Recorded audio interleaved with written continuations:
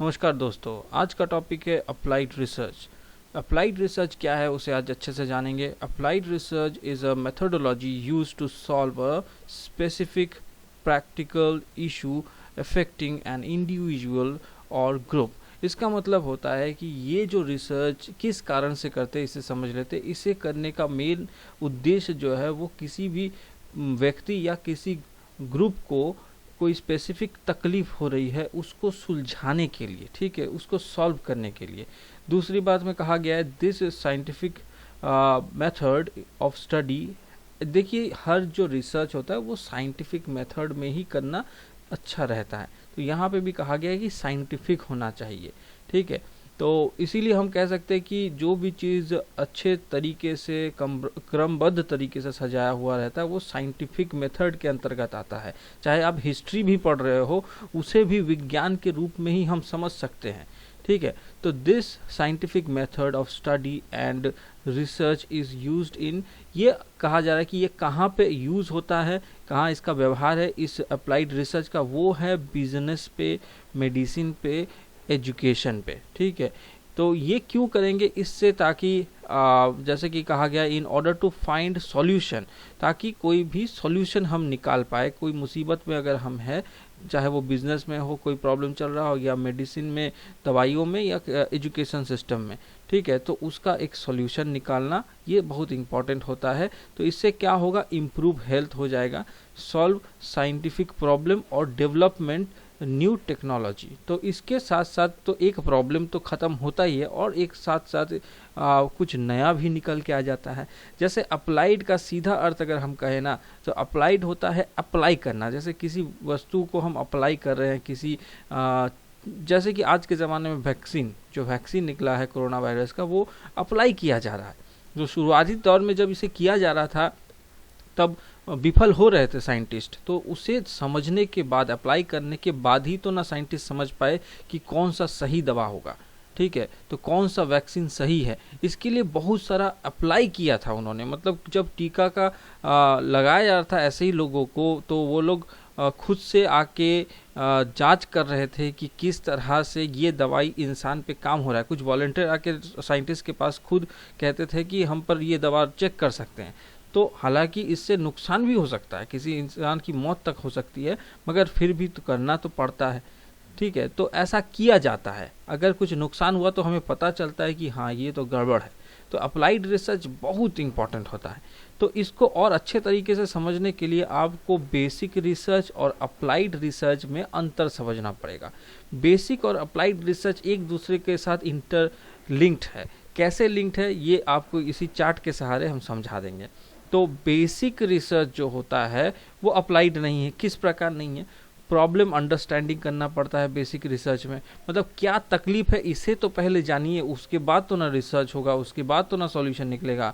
तो यहाँ पे सॉल्यूशन नहीं निकाला जाता है, इस पे ध्यान दीजिएगा कि बेसिक रिसर्च पे कभी भी सॉल्यूशन नहीं निकाला जाता है।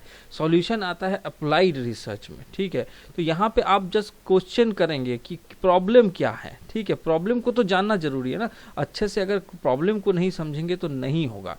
जैसे कि अगर क्या नाम है, एल्बर्ट आइंस्टाइन, वो कोई चीज़ जो रिसर्च करते थे वो अप्लाइड नहीं किए हैं सब रिसर्चेस को, मगर थॉमस एडिशन का जो था वो अप्लाइड है। किस प्रकार, क्योंकि उनका बल्ब हम लोग आज भी इस्तेमाल करते हैं, उनका बनाया हुआ।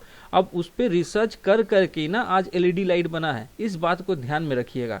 आज जो हम एलईडी का इस्तेमाल कर रहे हैं इसके पीछे का कारण वही बल्ब ही है। अगर वो बल्ब को नहीं निकालते तो उस पर अप्लाइड रिसर्च कर करके या फिर उस पर अनुसंधान कर करके ही हम आज एलईडी लाइट तक पहुँचे हैं, ठीक है। आगे और भी डेवलपमेंट होने वाला है। तो उसी प्रकार, मगर बेसिक रिसर्च जो होता है इसमें अप्लाइड नहीं होता है, इसमें बस एक नॉलेज लिया जाता है। जैसे प्रॉब्लम क्या है, हर आविष्कार के पीछे कुछ ना कुछ कठिनाइयाँ जरूर होती है। किसी चीज़ की ज़रूरत ही आपको आविष्कार के पीछे धकेल देती है। मतलब इंसान को जब पहली बार पानी को एक जगह पे, स्थान पे ले जाने की ज़रूरत पड़ी, तब वो हाथों से नहीं लेके जाने लगा। शुरुआत में शायद ले जाता था हाथों से, मगर धीरे धीरे उसे समझ में आया कि इसे किसी पात्र पे रखना होगा, तो उसने मटकी का आविष्कार किया होगा, ठीक है, घड़े का आविष्कार किया होगा। इसी प्रकार हर चीज़ का आविष्कार प्रयोजन मतलब यूज़ के अनुसार निकल के आता है, आपको किस चीज़ की ज़रूरत है फिलहाल। तो वही होता है बेसिक रिसर्च, जिस पे आप केवल प्रश्न को उजागर करते हैं मगर अप्लाइड में सॉल्यूशन निकालते हैं। उसके बाद बेसिक रिसर्च में कहा जाता है नॉलेज क्रिएशन। तो नॉलेज का होना जरूरी है। जब आप समझ जाएंगे कि क्या प्रॉब्लम है, तब आपको एक ज्ञान हुआ कि ये एक तरह का प्रॉब्लम है। और आखिर में आता है इंडक्शन।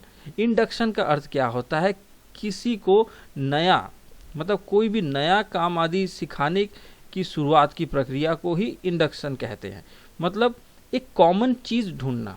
जैसे कि कोरोना वायरस के टाइम पे भी जो स्टार्टिंग में साइंटिस्ट लोग आविष्कार कर रहे थे, कुछ कॉमन चीज़ ढूंढने की कोशिश कर रहे कि इस बीमारी के साथ ये लक्षण दिखाई दे रहे हैं, वो कुछ इस प्रकार से प्रतीत हो रहा है, मतलब एक कॉमन लिंक ढूंढने की कोशिश कर रहे थे, ये कैसे बाकियों से अलग है और हम कैसे इसे कैच करें। तो वैसा ही एक चीज़ होता है इंडक्शन। तो आपको अलग करना पड़ेगा किसी नए चीज़ को निकालने के लिए, तब आप बोल पाएंगे हाँ ये सच में एक अलग चीज़ है। तो कोरोना वायरस भी ऐसे ही पता चला है, नहीं तो लोग नॉर्मली उसे एक निमोनिया जैसा सोच रहे थे।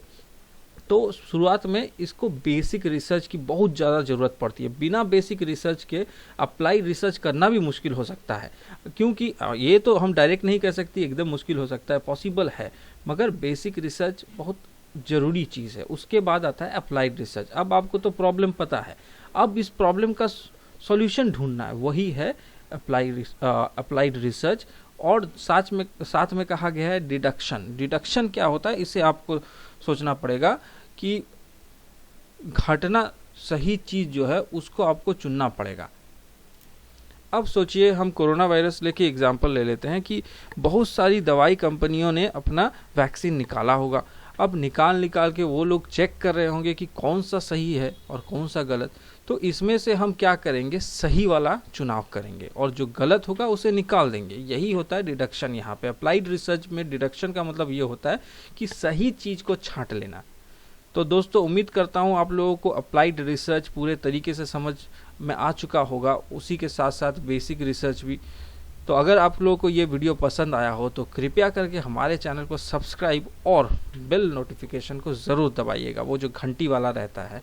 और जो लोग नहीं जानते हैं सब्सक्राइब करने में क्या प्रोसेस है, तो मैं बता देता हूँ, एक भी पैसा नहीं लगता, टेंशन मत लीजिए, बस सब्सक्राइब कर दीजिए। तो दोस्तों मिलते हैं अगले वीडियो में, तब तक के लिए धन्यवाद।